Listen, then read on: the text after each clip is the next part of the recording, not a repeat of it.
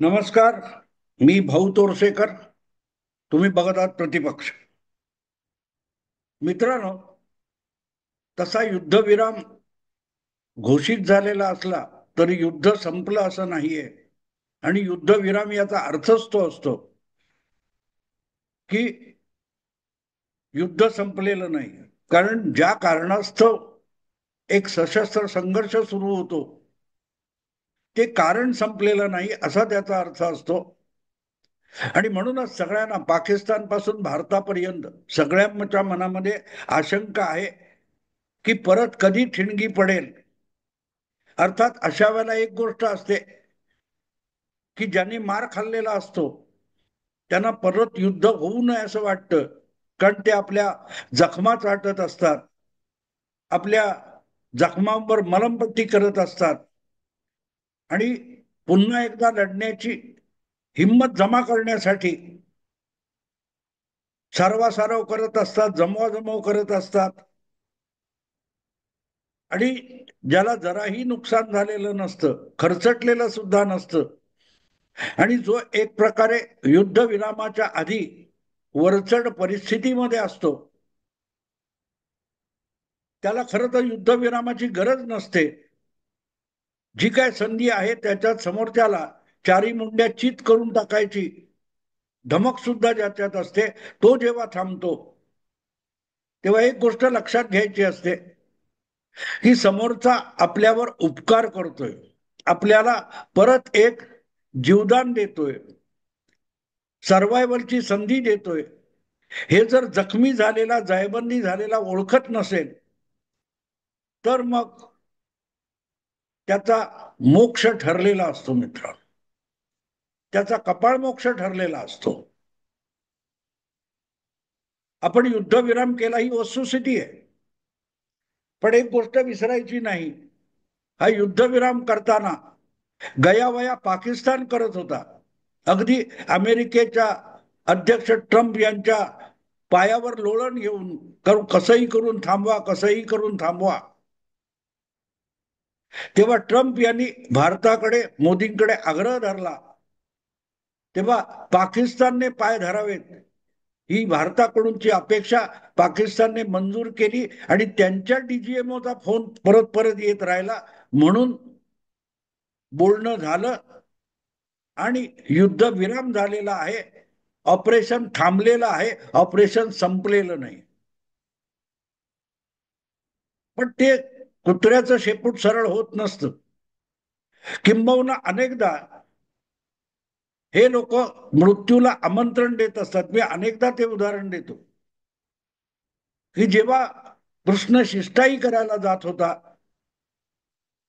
आणि कौरव पांडव युद्ध होऊ नये यासाठी कसोशीने प्रयत्न भगवान श्रीकृष्ण करत होता, तेव्हा अखेरची शिष्टाई करायला दुर्योधनाकडे कृष्ण निघाला असताना त्याची मानलेली भगिनी द्रौपदी त्याला म्हणते की युद्ध तू का थांबवायला बघतोयस, का तू दुर्योधनाला अखेरची संधी देऊ बघतोयस, का तू बहिणीच्या अब्रूसाठी युद्ध होऊ देत नाहीयेस.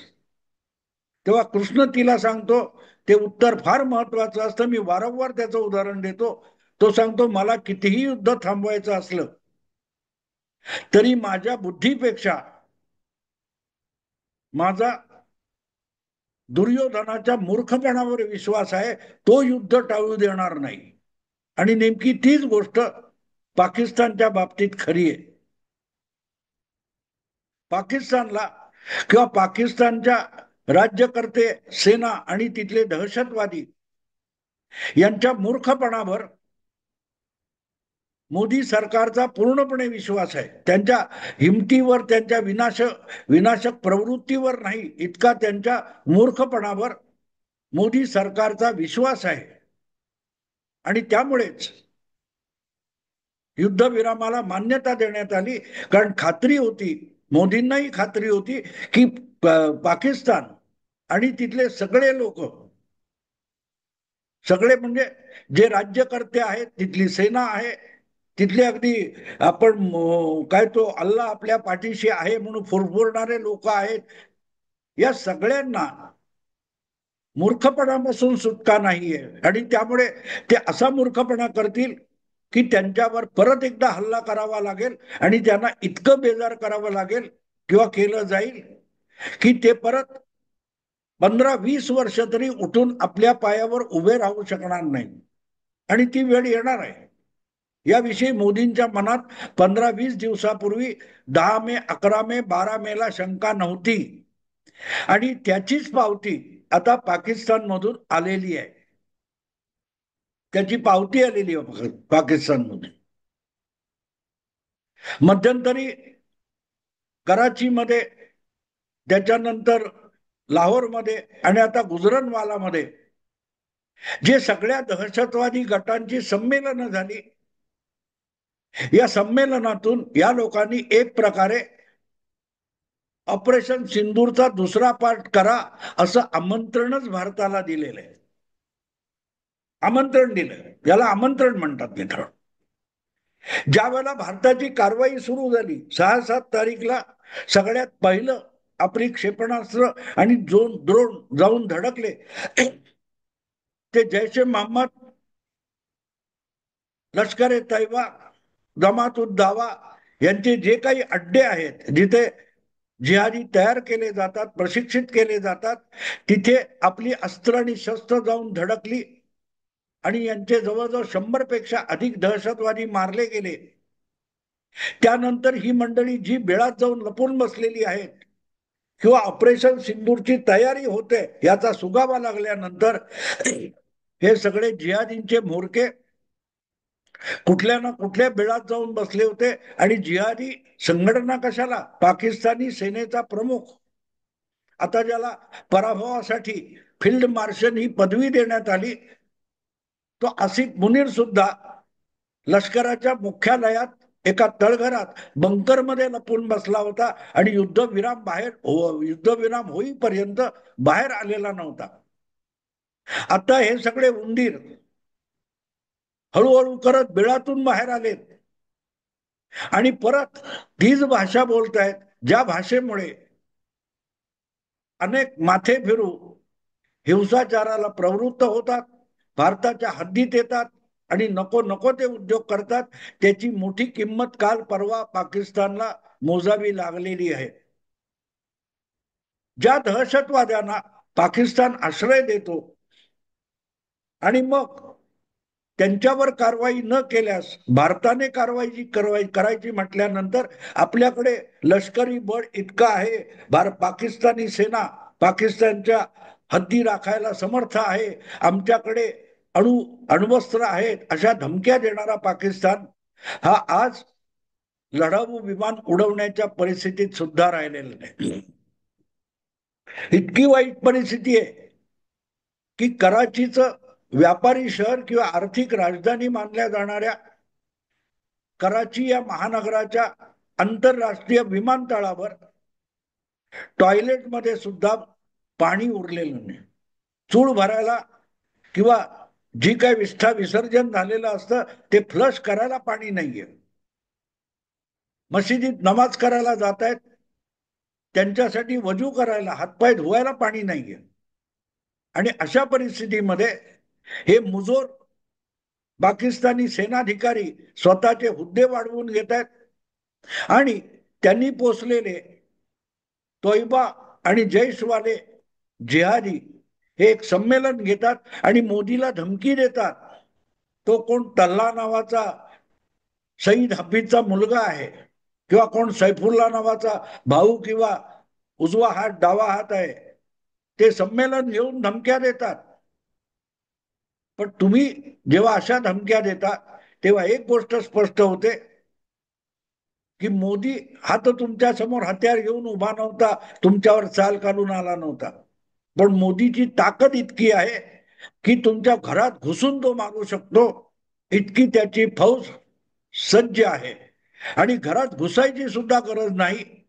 आमची क्षेपणास्त्र आणि आमचे ड्रोन्स किंवा आमचे हत्यार तुमच्या कुठच्याही कवच कुंडलांना भेदून सुद्धा आरपार जातात. याची चव तुम्हाला चाखायला मिळालेली आहे आणि म्हणून राग मोदी या नावावर आहे. मोदी या नावावर आहे. पण एक गोष्ट साफ होते, मोदी वारंवार इशारे देतात. नरेंद्र मोदी कधीही इशारे देत असतात, पूर्वसूचना देत असतात, सावध करत असतात. तुम्ही सावध झाला नाहीत तर होणाऱ्या दुष्परिणामांचे तुम्हीच जबाबदार असाल हे सुद्धा सांगत असतात.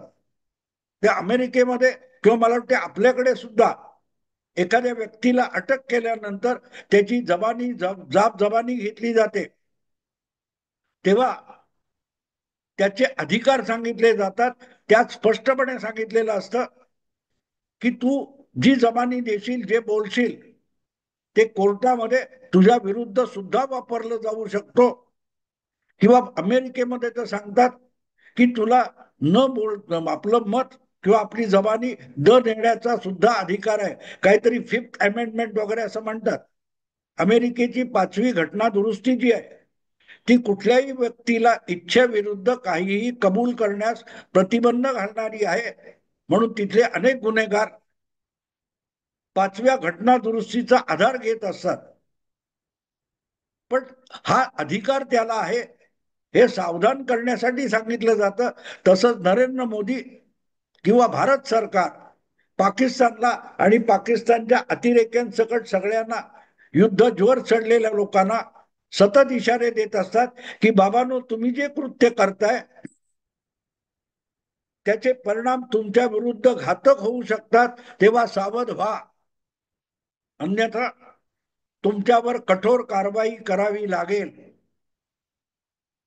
हे सांगत असताना एकदा मार खाल्लाय, जबरदस्त मार खाल्लाय.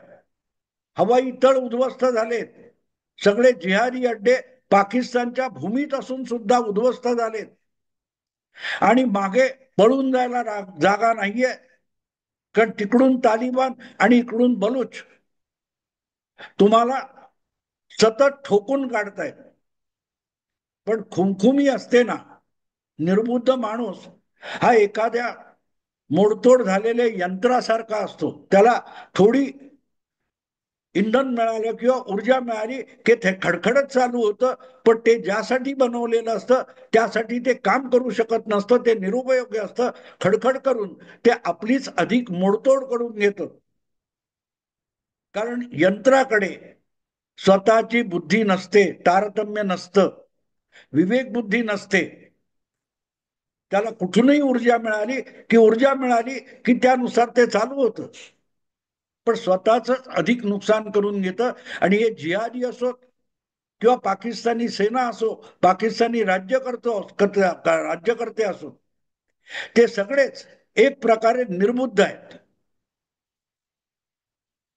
थोडासा सुस्कारा घेता आला, थोडासा दिलासा मिळाला की लगेच त्यांना लढाईची खुमखुमी येते, त्यांचे हात शिवशिवायला लागतात. अवघ्या 2 कारवायांमध्ये, 2 दिवसाच्या रात्रीच्या कारवाईमध्ये ज्या प्रकारे भारतीय सेनेने या सगळ्यांना धडा शिकवलाय, त्यातून श्वास घेण्याची थोडीशी संधी मिळाली तर लगेच ते मोदीला मारून टाकू वगैरे धमक्या द्यायला लागलेत. आपण बोलतोय त्याचा अर्थ त्यांना कळत नाहीये. कारण तुम्ही जेव्हा मोदी म्हणता तेव्हा मोदी ही व्यक्ती नाहीये. मोदी हा 140 कोटी लोकसंख्या असलेल्या भारत नावाच्या खंडप्राय देशाचा पंतप्रधान आहे. तो भारत नावाच्या खंडप्राय देशाचा चेहरा आहे. भारत नावाच्या 140 कोटींच्या देशाचा चेहरा नव्हे, तो ओळख आहे. आणि त्यामुळे पंतप्रधान मोदींना धमकी म्हणजे संपूर्ण भारत देशाला धमकी असते. भारत देशाला धमकी असते. आणि आपोआपच भारत देशाचं संरक्षण करणं आणि धमकावणाऱ्याला सरसोट करणं हे भारतीय लष्कराची, भारतीय सेना दलाची कर्तव्याची गोष्ट होऊन जाते. आणि म्हणूनच काल परवा गुजरानवालामध्ये किंवा 2-4 दिवस आधी लाहोरमध्ये जी काही या वेगवेगळ्या जिहादी तंजीम वगैरे संघटना आहेत त्यांची संमेलनं झालं, त्यातली भाषणं जी आहेत ती भारताला सिंदूर 2 कारवाई करा यासाठी दिलेलं आव्हान आहे.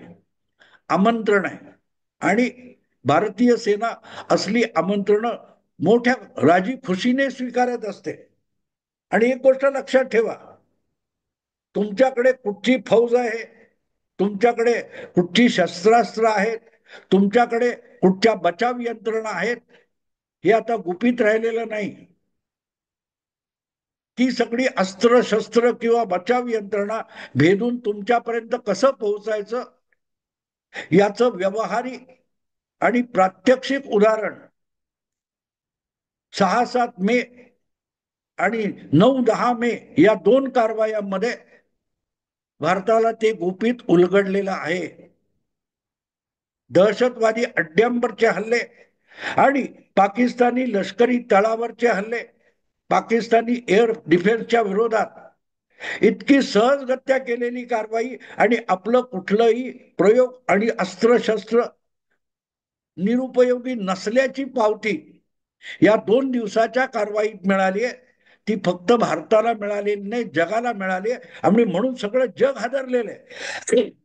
पाकिस्तान ज्यांच्याकडून उधारीने किंवा उसनवारीने शस्त्रास्त्र खरेदी करतो, त्या शस्त्रास्त्रांची निर्मिती करणारे उत्पादक आणि व्यापारी कारखानदार हादरून गेलेले आहेत की पाकिस्तानकडे आपली शस्त्र होती, त्यामुळे आपली जगाच्या शस्त्र बाजारामध्ये बेइज्जती झालेली आहे, आपला भाव उतरलेला आहे.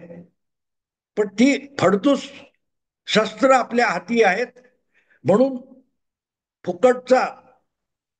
फुकटची अरेरावी करणारा पाकिस्तान किंवा त्यांचे हे साध्या वेशातले सैनिक किंवा गणवेशातले अतिरेकी जिहादी यांची झिंग अजून उतरलेली नाही. आणि झिंग उतरवण्यासाठी एक सणसणीत कानाखाली आवाज काढावा लागतो. आणि एकदा कानफटीत मारून शुद्धीत येत नसेल माणूस तर दुसऱ्यांदा कानफटीत मारावी लागते. तेव्हा सिंदूर 1, ऑपरेशन सिंदूर 1 ही कानफटीत मारलेली पहिली थप्पड होती. त्यातून झिंग उतरली नाही म्हणून दुसरी थप्पड मारली आणि भारत थांबला, कारण तुम्हीच गयावया करायला लागला होता. पण आता जर तुम्ही भारताच्या पंतप्रधानाला ठार मारण्याच्या धमक्या देत असाल तर तुम्ही तिसरी, चौथी, 5वी, 6वी थप्पड खाण्यासाठी आमंत्रण देत आहे. आणि ते आमंत्रण भारतीय सेना राजी खुशीने स्वीकारेल. प्रश्न इतकाच आहे की तुम्ही थप्पड खाऊन सुद्धा कदाचित संपून जाल, कारण आता तुमच्याकडे बचावासाठी काहीही राहिलेलं नाही, काही राहिलेलं नाही. आणि हे तुमच्या सेनापतीला पटलं, पंतप्रधानाला पटलं, म्हणून तर अमेरिकन अध्यक्षाच्या पायावर लोळण घेऊन गयावया करत होतात तुम्ही. म्हणून भारत थांबलेला आहे. पण कुत्र्याचं शेपूट नळीत घातलं आणि कितीही नळीत घातलं आणि किती दिवस ठेवलं तरी सरळ होत नाही, हे भारताने ओळखलेलं आहे. 30 वर्षाच्या अनुभवातून ओळखलेलं आहे. आणि म्हणून शेपूट कापून टाकणं हाच एक पर्याय असतो. या निर्णयाप्रत भारत आलेला आहे. भारत आलेला आहे आणि त्यासाठी पूर्ण सज्जता करून भारत संधीची प्रतीक्षा करत बसलेला आहे. तेव्हा हे कुठे कराची, लाहोर, गुजरातवाला असली संमेलनं आहेत, ती संमेलनं चालू ठेवा. कारण यानंतर सुटणार द्रोण किंवा ब्राह्मोस हे कुठच्या इमारतीत आढळणार नाही. जीवित हानी टाळण्यासाठी ब्राह्मोस सुटणार नाही. कारण एखादं संमेलन, काय तो मेळावा वगैरे होतो, तो मेळावा 2-3 दिवस आधी तयारी करून होतो. आणि त्यामुळे तुमचा मेळावा कुठे होणार आहे, तुमचं संमेलन कुठे होणार आहे, याची पूर्ण माहिती 2-2 दिवस भारताकडे असेल. आणि काही तास आधी सुद्धा तुमच्या संमेलनाची जागा कळली तर पुढचं ब्राह्मोस हे तुमच्या ज्येष्ठ आणि कोण आहेत त्यांचे जे काही जलसे होतात तिथे येऊन आदळेल. आणि मग किती जणांचे नमाजे जनाना करायचे, आपले काय ते नमाजे जनाजा करायचे, याची लिस्ट बनवावी लागेल. कोणी कोणाचं दुःख पोसायचं आणि कोणी कोणाला खांदा द्यायचा याची भ्रांती तुम्हाला पडेल तेव्हा करा. एकच गोष्ट, हे आज का सांगतोय, गुजरनवाला पाकिस्तान, तिथे जे काय असला जलसा झाला अतिरेक्यांचा, त्यामध्ये हे सय्यद कोण मसूद वगैरे आहेत, त्यांचे उजवे हात डावे हात पुतणे मुलगे बोलत होते. ते ऐकल्यानंतर एक गोष्ट लक्षात आली की भारताच्या सीमावर्ती प्रांतामध्ये 29 मे पासून मॉक ड्रिल का सुरू झाले, मॉक ड्रिल सुरू का झाली. छडी किंवा लाठी, तिला तेल माखून मुरवलेली असेल तर चांगली अधिक लागते.